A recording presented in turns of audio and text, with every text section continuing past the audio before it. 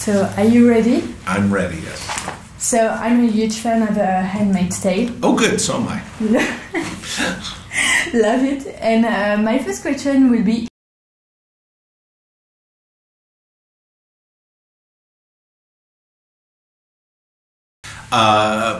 we made as few changes, or I made as few changes as I possibly could, and all the way along, we've tried to change as few things as possible. And that isn't just because we're faithful to the book, but the book works as a story.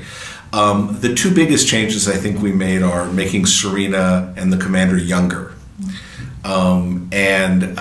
That was, I thought about it carefully, and it felt like the dynamic between the two characters would be richer and have more stuff to do between them if Serena was at a point in her life where she wanted to be having a child, as opposed to thinking back into the past when she wanted to have a child. So that was a dynamic that I thought it had a little more longevity if we changed it.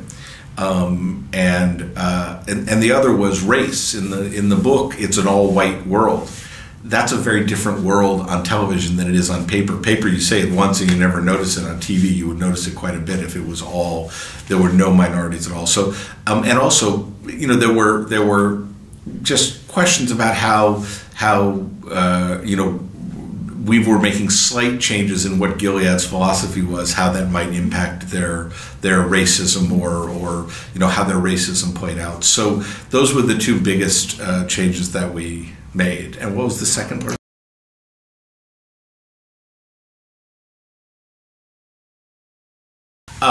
It's not really that much more difficult. In television, just kind of in my career in television, you're used to starting from nothing. You're used to not having a book. So in fact, I'm a little more used to not having to do something. But we had a foundation of Margaret's world, the characters Margaret created, the feel of the book, the tone that Margaret set. And that really was the foundation for the show. Yes, we're changing the plot, and yes, we're doing different things, but we really, you know, it's very much still Margaret Atwood's environment, and I think that even when we moved beyond that, it still felt very much like we were using pieces of the book, elements of the book that we didn't get a chance to go to before, environments we didn't get a chance to go to before. So it didn't feel like such a jump. Margaret was very encouraging. I think that Margaret's more encouraging for me to change things than I'm comfortable changing things. She's enthusiastic about the future of future of those characters. But the other thing, honestly, is if you've read the book, it's infuriating when it ends. You know, all you want is a season 2. So in some ways, you don't feel weird about doing it because it's all you've been thinking about for 30 years is what's going to happen next.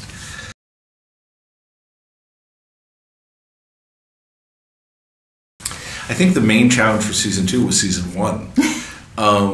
You know, season 1, you know, we toiled away and made our show, and then it was such a whirlwind of a success, and you know, we were beyond our wildest expectations. People, you know, were terrified of it, enjoyed it, and were troubled by it, and really intrigued by it. It was wonderful, but that's hard to kind of you know, take all of that and forget about it, and then say, you know, we're just going to make a television show again. So, you know, when you have an Emmy sitting in the middle of your keyboard and you're trying to type around it, so you have to take it and throw it away and just make a TV show. Once we got over season 1, season 2 was easier to get our heads around.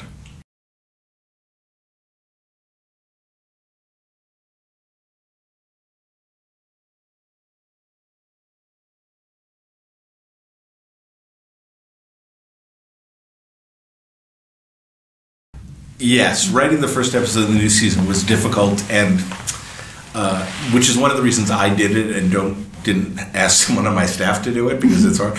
And it was a challenge just to get, you know, it's a challenge to get your head back into the voice of the show.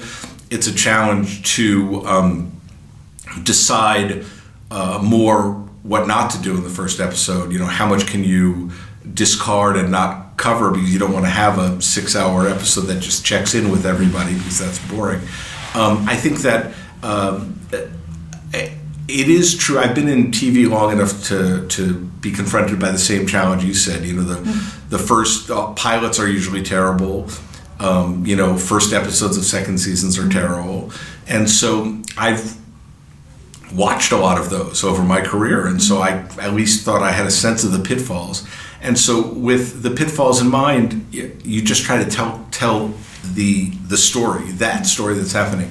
And in terms of pulling the audience back, you know, I don't think about that particularly. I mean, I definitely write for an audience. You know, I try to make it an entertaining show. I try to make it something that I'd want to watch. But beyond that, I try not to make it too complicated. Like, oh, I have to yank them in right at the beginning. It was because we were picking up right where we left off, and it was a terrifying thing that was happening to Offred. But that wasn't intentional, like, oh, I have to sink the hooks in the audience. It was much more that this is what's going to happen. Instead of trying to come up with dramatic things to happen, we do tend to think about what would really happen and make that dramatic.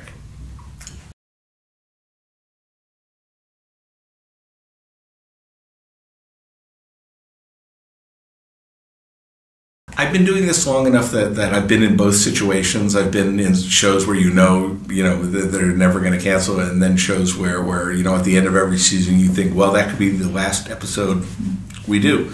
You know, I don't have season 3 figured out. I have lots of ideas, but I don't want to.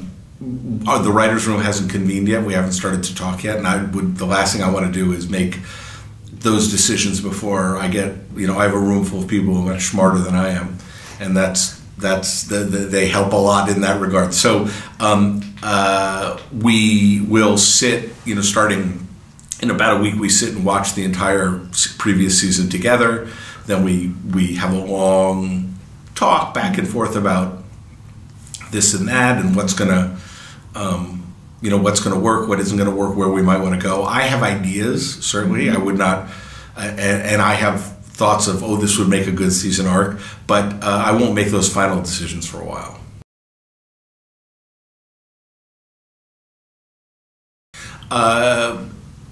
I do not want to have too many, because I hate shows that kind of dribble off, you know, and where they aren't as good as they were before. And this is a very special show to me, and I want to make sure that when I get to the end, I put my last script into a box and tape the box closed and think, well, that was really well done. That the last episode and the first episode were both good, and everything in between made sense, and people liked it. So, you know, I think there is an not an infinite, but there's quite a lot of material, and it could go on for as many seasons as we wanted to. And I'm fascinated by this world.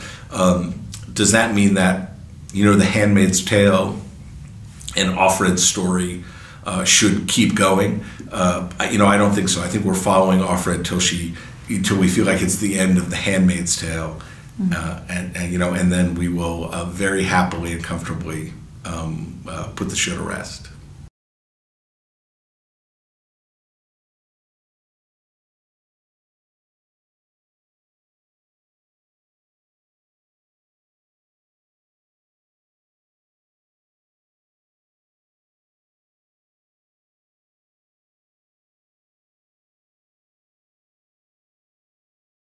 Yes, I mean my role as kind of creator and writer of the first scripts and everything. You know, Lizzie and Elizabeth Moss and me and Warren and the Studio Network hired Reed.